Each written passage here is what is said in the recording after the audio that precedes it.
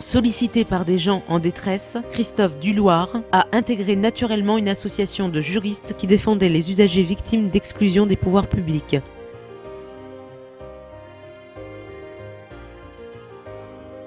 En 1997, il rencontre Dominique Strauss-Kahn, séduit par ses théories économiques et politiques. Il passe d'une carrière d'informaticien aux finances locales, c'est ainsi qu'il participe à la première réforme de la taxe professionnelle.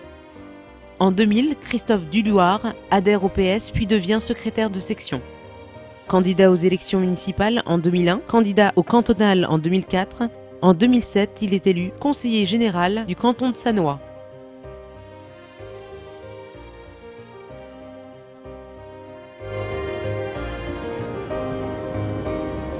Ce qui a motivé ma candidature, c'est de voir ma ville natale se dégrader. Plutôt que de subir un avenir qui ne me convient pas et qui déplaît à de nombreux Sannoisiens, j'ai décidé d'être acteur du changement. Conforté par ma victoire au cantonal, j'ai choisi de présenter ma candidature au municipal pour servir pleinement les Sannoisiens. Sur la ville de Sannois, depuis plusieurs décennies, on voit le nombre d'entreprises qui diminue, ce qui signifie en fait que l'ensemble des charges qui pèsent sur les Sannoisiens sont supportées d'abord par les familles et pas par les entreprises. Le deuxième constat, au-delà de la diminution du nombre d'entreprises et de la perte de nos recettes de taxes professionnelles, c'est la dette pour les investissements sur la ville de Sannois. Aujourd'hui, tout investissement est financé par 33% de recours à l'emprunt, contre 22% au niveau national. Ce qui signifie par exemple que sur un musée comme le musée de la boxe, 30% du musée de la boxe est financé à crédit. C'est caractéristique d'une mauvaise gestion de la ville. Enfin, le troisième constat, c'est là la chose la plus déplorable, c'est l'encours de la dette sur Sannois. Donc à Sannois, nous avons un encours de la dette qui dépasse 97%, alors qu'au niveau national, nous sommes environ à 65%. Ce qui signifie aujourd'hui que pour chaque habitant, nous avons 117 € de remboursement de la dette à payer chaque année.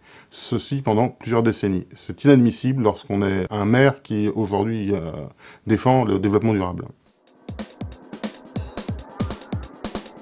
Nos propositions, compte tenu de la situation calamiteuse de la ville, sont les suivantes. Notre premier objectif, c'est de ne pas augmenter les impôts locaux, ni la taxe d'habitation qui frappe les familles, ni la taxe foncière qui frappe les propriétaires, ni la taxe professionnelle qui frappe les entreprises et les professionnels en général. Notre devise, c'est que chaque euro dépensé soit un euro dépensé correctement.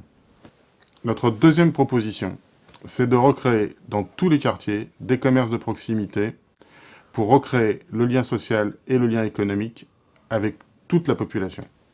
Notre troisième proposition, c'est de favoriser l'implantation sur le territoire de la commune de petites ou moyennes entreprises, plutôt dans le secteur du développement durable ou de l'écologie, pour créer des emplois et générer de nouvelles richesses.